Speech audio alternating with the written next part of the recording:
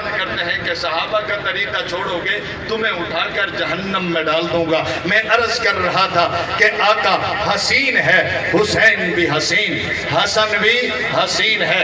آقا نے مسجد میں قدم رکھا، حضرت علی نے عرض کیا آقا خوبصورت تو آپ ویسے بھی ہیں، آپ دنیا میں آئے، جبریل کہتا ہے ایسا بچہ میں نے نہیں دیکھا۔ رب نے فرمایا ہوگا جبریل مجھے رب کہتے ہیں، زمین و زمان، مکین و مکان، ہوا و فضا و خلا و جمادات نباتات، ستارے سیارے نجوم کواکب، بحر و بر، پوری کائنات کو میں نے بنایا، حسینوں کو میں نے پیدا کیا، حسن کو میں نے پیدا کیا۔ تو کہتا ہے کہ میں نے محمد جیسا بچہ نہیں دیکھا۔ ارے جبریل تو کہاں سے دیکھتا، محمد جیسا بچہ میں نے بنایا ہی نہیں۔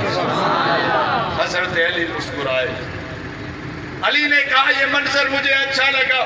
جبریل حاضر ہو گئے، اس نے کہا کہ آقا آپ کا ابو بکر عمر کے ساتھ آنا مجھے بھی اچھا لگا۔ حضرت عثمان آئے، حضرت عثمان کا، حضرت ابو بکر عمر کا آپ کے ساتھ مسجد کے آنا اچھا لگا۔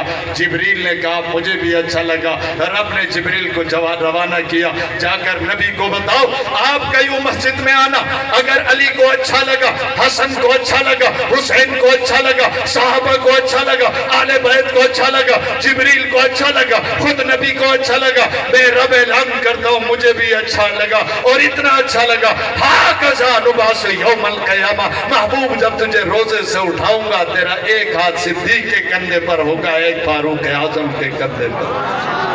حضرت حسین کی سیرت کا آغاز کرنا ہے تو وہاں سے کر۔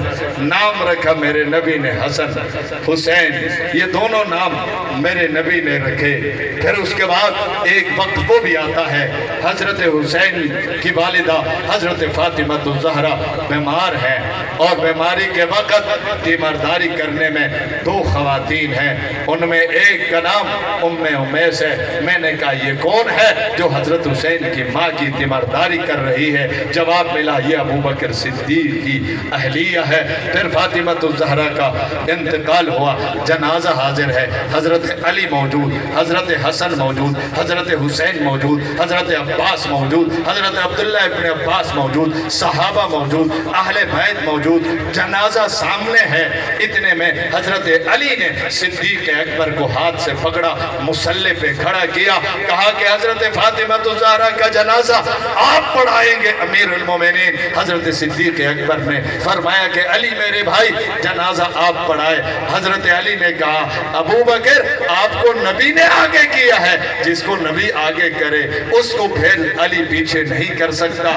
حضرت صدیق اکبر آگے ہیں، حسن پیچھے ہیں، حسین پیچھے ہیں، علی پیچھے ہیں، عباس پیچھے ہیں، عبداللہ ابن عباس پیچھے ہیں، حضرت صحابہ پیچھے ہیں، اہل بیت پیچھے ہیں، یہ سارے مقتدی ہیں۔ حضرت ابو بکر صدیق امام ہے۔ حضرت حسین کی سیرت کا یہ حصہ بیان کیوں نہیں کیا جا سکتا، کیوں نہیں کیا جا رہا کہ حضرت ابو بکر آگے ہے، حسین بھی پیچھے ہے، حسن بھی پیچھے ہے، سلسلہ آگے بڑھتا ہے، سلسلہ چلتا چلتا ہے۔ 2 سال 3 مہینے 10 دن تک حضرت صدیق اکبر نے خلافت کی، حضرت حسین آپ کے پیچھے نمازیں پڑھتے رہے۔